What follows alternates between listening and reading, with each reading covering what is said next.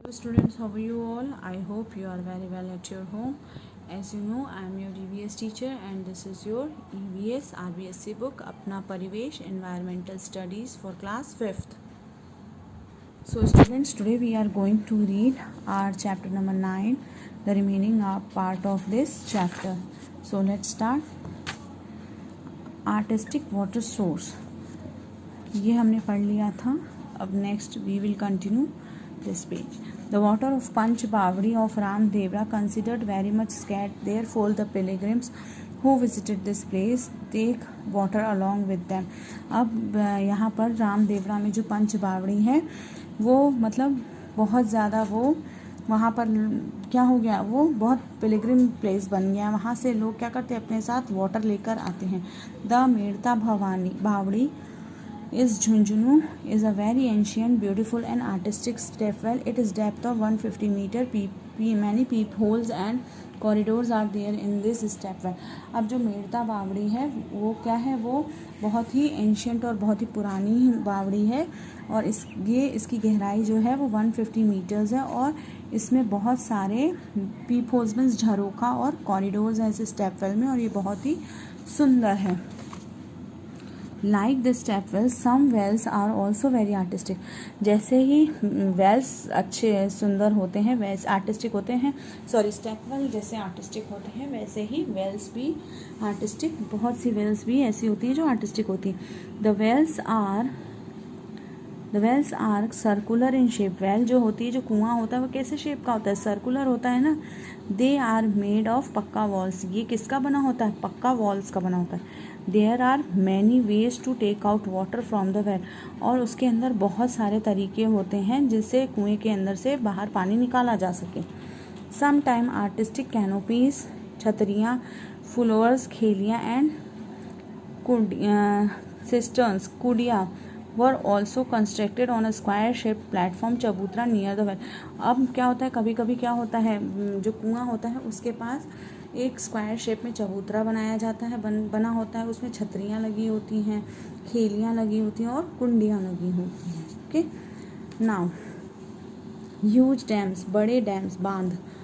There is a continuous increasing the population with the time, therefore to fulfil the requirement of water. अब जैसे जैसे population बढ़ती जा रही है वैसे वैसे ही लोगों की जो नीड है और जो रिक्वायरमेंट है वाटर को लेकर वो भी क्या होती जा रही है, बढ़ती जा रही है. Huge dams are being constructed on the river. और जो बड़े बड़े बांध हैं वो कहाँ बनाए जा रहे हैं, नदियों के ऊपर बनाए जा रहे हैं. Dams have been constructed on Mahi river in Banswara and Chambal river in Kota.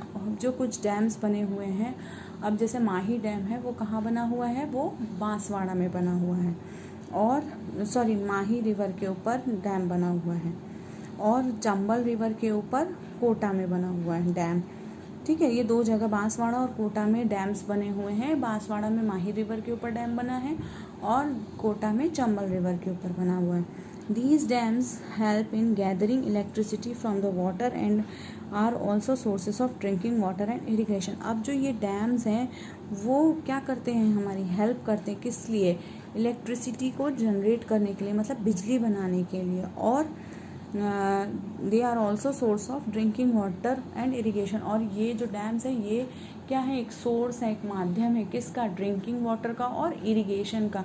खेती वेती के लिए हमको पानी चाहिए होता तो कहाँ से जाता है, इन्हीं से जाता है. Okay, you will study the process generation of electricity from the dams in your higher classes. अब आप जो इलेक्ट्रिसिटी डैम से जनरेट होती है इसके बारे में आप बड़ी क्लासेस में पढ़ेंगे. लुक एट द पिक्चर, ये देखिए माही बजाज सागर डैम, ये कहाँ पर बना हुआ है, बांसवाड़ा में. So students, our chapter number 9 is finished here. Okay, we will do the question answers okay for this chapter. So please you write in your notebook. Which type of water should be used for drinking purpose? We should use sweet and fresh water for drinking purpose. How many ponds, canals are constructed to it? 2 ponds and canals are connected to it. How many ponds and canals are connected to it? 2 ponds and canals are connected to it. In which month of the year the ponds have more water? In monsoon season, the ponds have more water. Is the water of different ponds used for different purpose? Yes, most of the water of the ponds are used for drinking and irrigation purpose. Why is the water from the ponds and lake filtered? The water of lakes and ponds are very much polluted due to some reason, so the water from lakes and ponds are filtered. What are the reason for what are the reason for the pollution of water of lakes and ponds? Washing of clothes, bathing of humans, and animals throwing of garbage in water are the main reasons for pollution of water in lakes and ponds. How is the purification of water done at your home? The process of purification of water in home: filtration by cotton cloths, boiling of water, and using RO machine. What is the difference between a well and a step well? In a well, there are some stairs, but step wells are attractive stairs are made on all sides. Why dams are made? Due to continuous increasing the population with the time to fulfill the requirement of water, huge dams are being constructed on the river, which help in generating electricity from water and are a source of drinking water and irrigation. So students, this is your question answers. Please do in your notebook.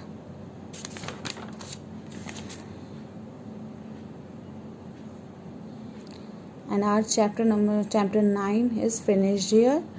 So please, you can do this question answers in your notebook. Thank you and take care.